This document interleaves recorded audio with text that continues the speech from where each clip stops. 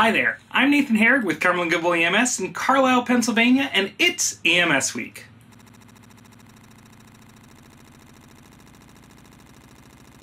We're putting together a video series highlighting some of the challenges that EMS agencies in Pennsylvania like our own face every single day.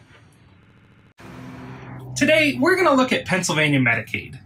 Medicaid, also known as medical assistance, reimburses ambulances at a rate set by the legislature.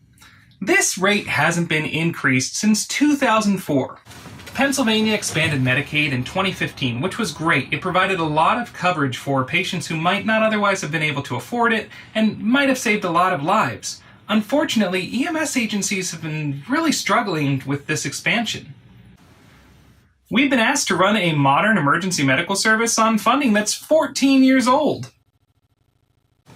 First things first, we do not have a problem with patients who are covered under Medicaid. We believe it's great that they now have access to healthcare coverage they might not have been able to afford before. 8% of the patients that we encounter are covered under a medical assistance plan. We just want our elected leaders to understand that they need to invest in the infrastructure necessary to make great healthcare for everyone a reality. Every time a Cumberland Goodwill ambulance responds out the door, it costs the company $350 for fuel, supplies, crew costs, you name it. If we were guaranteed to receive reimbursement every time that happened, your bills on average would be about $350. Some payers, like Medicaid, pay well below the cost that it costs us to provide ambulance service. Medicaid will only reimburse us a base rate of $120 for a basic life support emergency.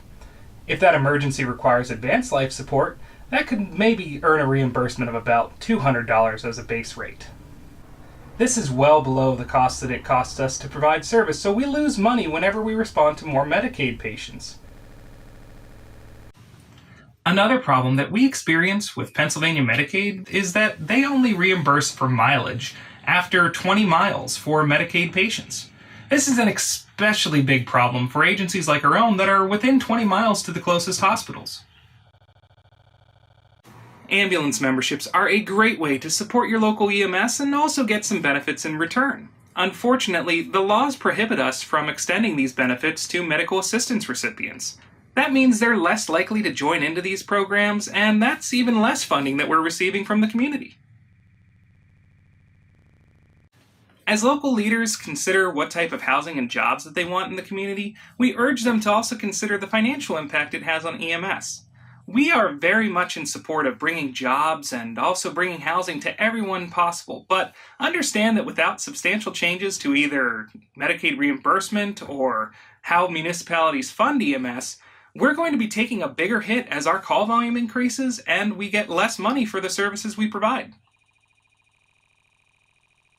Luckily, the fix is out there. House Bill 699 was passed unanimously by the Pennsylvania House of Representatives. It's now waiting in committee and hopefully will be brought forward for a larger vote in the state Senate. Please, contact your state senators. Get them to support House Bill 699. We need this passed, signed, and implemented into law ASAP.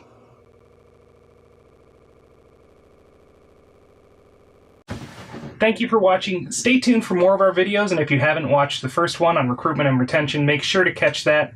Finally, share this with anyone you think that can help us in EMS. We need help so we can help others. Take care.